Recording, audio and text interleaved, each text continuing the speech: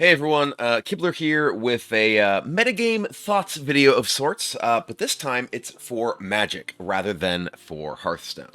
It's always funny to me when people who have followed this YouTube channel or my Twitch, who know me through Hearthstone, don't even realize that I played Magic, a lot, um, and are surprised to see things like Magic on my YouTube channel. But here we are talking about Magic Standard. If you don't know about my relationship with Magic, just Google it. There's a lot.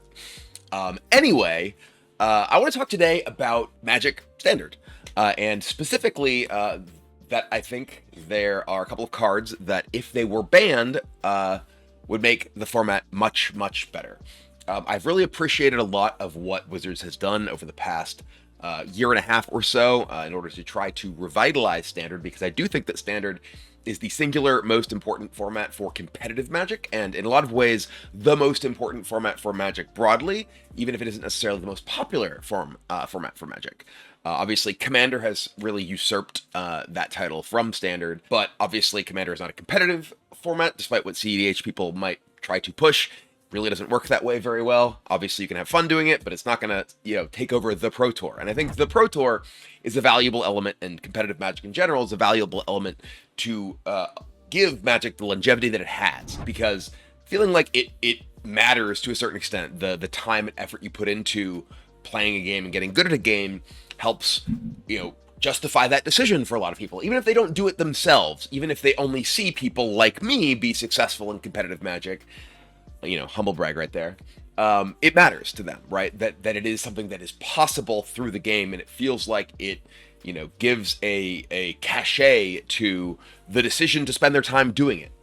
And specifically, Standard, I think, is very important to the health of both competitive Magic and to Magic broadly, because Standard is the format where the new cards matter, and Magic is obviously going to keep printing new cards.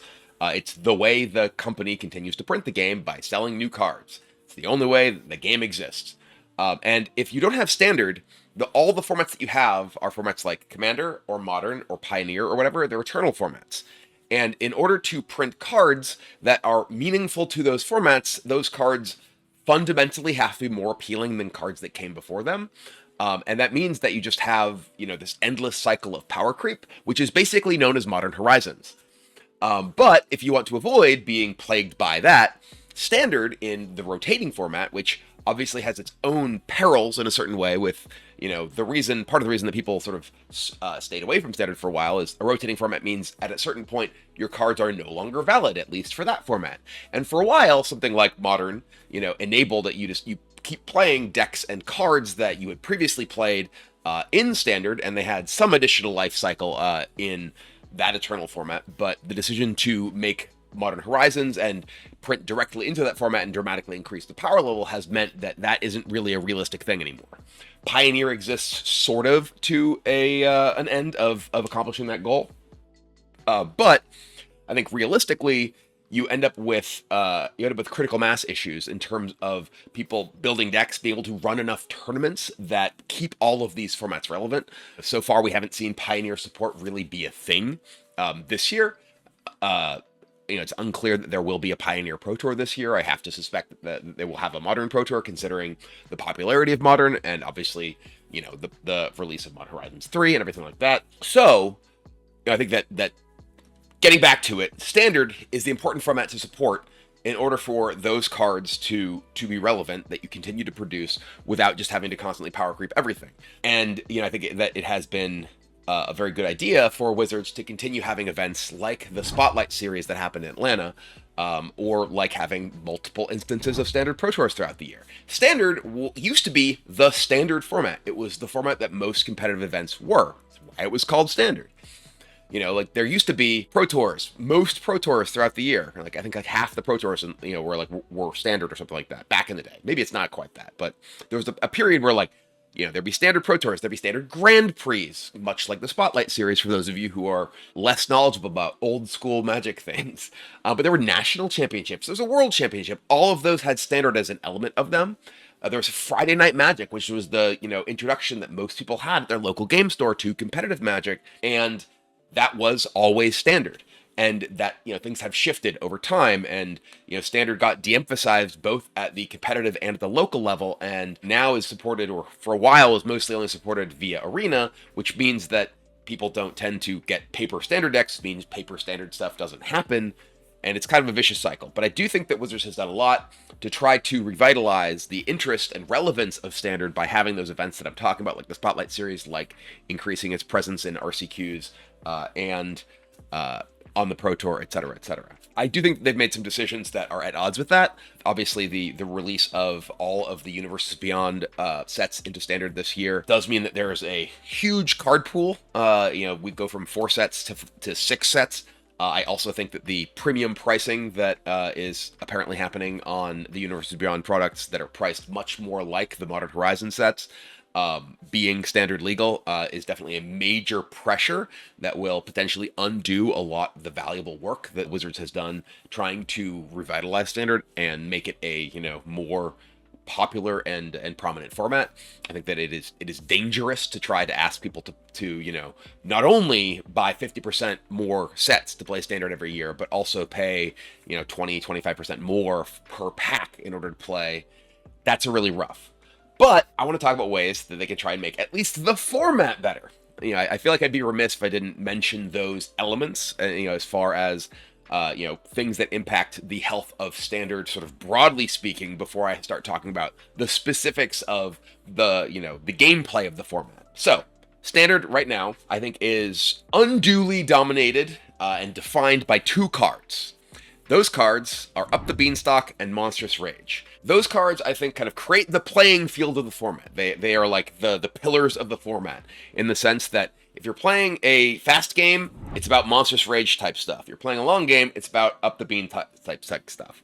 We've seen aggressive red decks featuring the Bloomburrow mice, which are potentially things that you could talk about possibly banning as well. One of those things in the package is not an unreasonable thing to talk about instead of Monstrous Rage, in particular because all of those will be around together always. But I do think that Monstrous Rage is more of a problem card, not just because of its power level, because of the way that it impacts the actual experience of playing the game and removes what is generally an interesting element of gameplay from standard, which is blocking. I'll talk about Beanstalk in a bit, but I think that the efficiency of Monstrous Rage, obviously, the amount of damage that it deals, isn't itself a thing, but the fact that it is a way to give trample in a color that is already super aggressive and has access to things like double strike off of Manifest Mouse means that games just kind of end out of nowhere, and it's incredibly difficult to block. Right? Like, there's both the sort of just regular aggressive mice deck, and there's also the leyline decks. And I think that the Rage itself is the most prominent card. Like, the number of times you hear, oh, he drew 3 Monstrous Rages or whatever, as like a bad beat story, right? When someone's coming out of a round of a tournament, is very high, right? And I think that the element that Monstrous Rage brings that I think is particularly problematic is not just power level. It is that it is basically impossible to use creatures as a defensive tool against an aggressive red deck, which has historically been one of the effective ways to actually beat aggressive decks, is you play a little bit of a slower deck, right, with a little bit bigger creatures, and you block their creatures. And when all of their creatures can basically always get bigger than your creatures because of Monstrous Rage, prowess, things like that, it becomes a absolute foregone conclusion that you just have to use removal. And there's like, okay, well, you can have your deck just be full of a ton of cheap removal, and then yes, potentially you're going to be beating these red decks, but then you run into like any of the other decks, like the Beanstalk decks, and now your deck is embarrassing. And obviously that kind of push and pull is very much an element that happens in any given metagame in Magic. But I think that specifically the fact that Monstrous Rage makes blocking so bad exacerbates that problem in the particular format in Standard right now.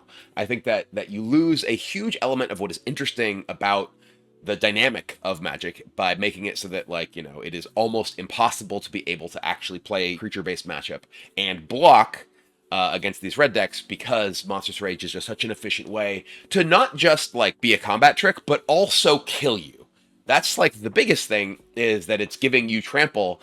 And, especially with, again, Double Strike, continuously growing things with like Heartfire Hero and such, you're just like, okay, well, I will just explode you, and there's no number of blockers that you can possibly realistically have at this point in the game that will stop it. So yeah, I think that Monstrous Rage has obviously shown to be an incredibly powerful card. Red decks have been, the most popular element of the metagame for a very long time in a number of forms, and frankly, I think that the metagame representation of red decks has been significantly understated because of how they're often broken up in metagame breakdowns. You have like mono red aggro, Gruul Mice, Boros Mice. These are basically the same deck. They are a Heartfire Hero Monstrous Rage deck. And again, I do think that there is some argument to breaking up the Bloomburrow Mice package as being a better course of action if you were to decide you want to ban one card, because that package will exist together for the entirety of those cards' time in Standard, which is now longer than it used to be. It's 3 years rather than 2 years. So those Bloomburrow buddies will be hanging out for a very long time. But I don't think that those are like nearly as oppressive in the same way, because, if you're not just getting trampled over by Monstrous Rage, if you can actually block in a meaningful way. Obviously it becomes difficult if they have like the curve of, mouse into double strike mouse, keep my guy growing. That's still powerful, right? But we're not trying to completely neutralize the viability of this strategy. We're just looking to cut away at sort of the pain points of both the power level of the deck as well as the kind of play pattern that it generates by making, again, blocking essentially feel worthless because of how powerful Monstrous Rage is. So, I've talked about Monstrous Rage for a bit. Let's talk about Beanstalk. Beanstalk kind of does the same thing to the whole concept of card advantage, right? Like, if you're trying to play any kind of deck which is looking to play a longer game, as opposed to a short game like the red deck, there's nothing better to do than Beanstalk. Beanstalk is the best thing to do. If you look at, like, the recent Pro Tour results, Matt Nass obviously won playing a domain deck featuring 4 copies of Up the Beanstalk, played a domain deck in the finals featuring 4 copies of Up the Beanstalk, played a domain deck in the semifinals featuring 4 copies of Up the Beanstalk. I think every single deck, with the exception of one, I think there was one Jeskai Oculus deck in the top 8, every deck was a Beanstalk deck or a Monstrous Rage deck. Every single one. And obviously a single tournament isn't emblematic necessarily of the need to ban anything. Any given tournament, in particular a Pro Tour, which is multi-format and doesn't necessarily represent the whole of, the metagame and everything, and who makes top 8 isn't necessarily even representative of the best decks in the tournament sometimes. But if we look historically, Monstrous Rage decks and Beanstalk decks have done exceptionally well, and I do think that the domain decks, obviously getting Stock Up, for instance, out of Aether Drift that Matt Nass played, I don't know if it was necessarily in all of the other lists, but I know that it was a very effective card in that, giving you even more card advantage. But most importantly, Beanstalk is, it's a incredibly cheap card that replaces itself when you play it, and then basically makes every other card in your deck draw a card, more or less. And it just trivializes the entire idea of playing a resource-based game, right? Like playing a card like Stock Up, which they did too because cards are really good in a card game, it turns out, that is an interesting thing where it's like, okay, I'm going to spend mana and time now, and I'm going to get like access to additional resources and selection. Card advantage used to be things like I play Wisps of the Muse with buyback. And I'm not trying to like go, old back in my day on you, whatever. But I do think that playing cards that draw you cards feels like it should be some sort of investment rather than I spend 2 mana, it already replaces myself. If my opponent kills it, they're down a card. And whenever I play most of the rest of my cards for the rest of the game, I get to draw a card. And you could argue that, the real problem is the alternate casting cost things, but like the Overlords or Leyline Binding, sure, these are really powerful cards, but things like Ride's End, right, getting played because Beanstalk is so insanely powerful, really says a lot that that's the real problem card. The number of games where, you play, your opponent just plays Beanstalk on 2, and you're just like, again, right? It's a card that warps games and metagames.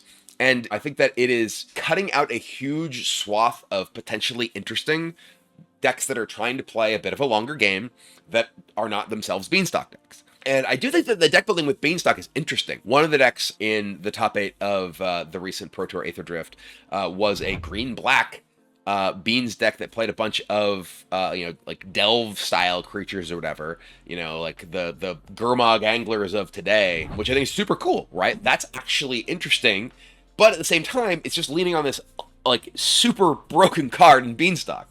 And again, the real issue is how much of the rest of the gameplay and the rest of the cards that it kind of cuts out. Like, why would you play a deck that's looking to invest like in a multi-card combo in sort of the mid game to get a big burst of card advantage when you could just play beanstalk on 2? If your opponent kills it, again, they're still down a card. You already drew a card. And if they don't, okay, now every single card that you play draws a card for the rest of the game, for the most part. It's just an outrageously powerful tool that gives you one of the most powerful resources in the entire game incredibly cheaply. Again, it is an interesting deck-building puzzle, but once that puzzle has kind of been explored and solved to the point that it has by players across the world for a very long time now. It's not like Beanstalk has just like suddenly been unveiled, right? Like there were previously domain Beanstalk decks before the Overlords, before Ride's End that were, you know, looking to use it with Sunfall and Leyland Binding and whatever else. And it's, you know, those rotated. A lot of people were like, when the Triomes rotated, they're like, Domain is dead. It's like, no, Domain just gets a new coat of paint, you know, with Overlord and everything. And the real culprit, again, is the fact that these decks basically trivialize the idea of card advantage. And that, both from a power level perspective, right? I think that both these cards, I think that Up the Beanstalk is clearly a mistake, right? Like that card, I feel like must have been printed with the intent that it was like a limited card that let you, you know, play like big creatures and feel good about it and like, you know, with adventures and stuff. It's like, oh, it gives you a bonus on the back half of your adventure and Eldraine. Cool. But if it didn't draw a card when you played it, and again, this is a Magic balance discussion, a Magic metagame discussion, not a Hearthstone one. This isn't me telling you how you should change the card and how it might be reasonable. It's telling you this card is not reasonable, get rid of it. But yeah, like, if it didn't replace itself immediately on being played, if there weren't so many alternate casting cost things, but I think alternate casting costs are interesting, right? Alternate casting costs, things like Overlords. Overlords make for awesome gameplay, right? They're really cool. It's just when they're surrounded by beanstalks and every single time you play an Overlord in any form, you're drawing extra cards, they're less cool then, right? It's less fun to try and figure out that puzzle when the puzzle kind of solves itself because beanstalk is unbelievably efficient and powerful. So those are really my thoughts on you know, current Magic Standard. I've had a lot of fun playing it, but I do think that it is too compressed, right? It is too compressed. Like, you have to be so fast. You must be this fast to ride this ride, or else, you know, you're going to get killed by Monstrous Rages, or you're going to get, you know, bullied out by Beanstalks. And I just feel like there's a lot of cool cards that have come out. And a lot of people have talked about how, oh, you know, this set, Aether Drift, isn't powerful or whatever. It's not good. I think the problem is that there just aren't cards in those decks that go into the Monstrous Rage decks and the Beanstalk decks, you know, outside of Ride's End, of course, or Stock Up. But the archetypes that those sets may encourage just don't have what it takes to actually fight a battle with the real problems of the format, which is not necessarily, you know, again, that those sets are too weak, is that these cards are too strong. And I think that, again, the work that Wizards has done to revitalize Standard, I think it has been great. I do think, again, that there are some problems standing in the way of Standard kind of reaching the glory days that it once had. So yeah, I do think that Monstrous Rage and Beanstalk should be banned. I've thought about whether anything else should be banned. It's always difficult because, you know, sometimes you have unintended consequences of, oh, we're going to get rid of these, you know, pillars of the metagame, and then something else kind of takes over and is a different kind of boogeyman. I do think that, like, the efficiency of black removal in the format is pretty insane. Like, for instance, like, I think that if those go away, like, maybe the other deck, which is kind of, you know, popular, dominant, would be like Esper Pixie. And I don't know if there's any like individual card in Esper Pixie that I'm like, get rid of that. Cut Down is a card that I talked about for a while. I think Cut Down was like a card you couldn't touch in a world where aggro red was as powerful as it is. Maybe you can get rid of that in a world where you're banning Monstrous Rage. I don't know. I think that the place I would start is just those two. I don't think there's anything else that stands out as obviously a huge problem once you sort of get rid of those. But I'm curious for your thoughts. Let me know if there's anything that you think that I'm missing. You know, are there any like obvious, massive, dominant metagame ruiners or whatever if you do ban Beanstalk and Monstrous Rage? But I do think they would make the format more fun. I think that again, great job, Wizards. It is fun, but more fun without them. So kick him to the curb. Let me know what you think. I'll see you next time. Maybe I won't. Maybe you just are watching this because it's about Magic, and the next time is going to be Hearthstone. So maybe I'll never see you again. At least go watch Commander at home. Anyway, bye.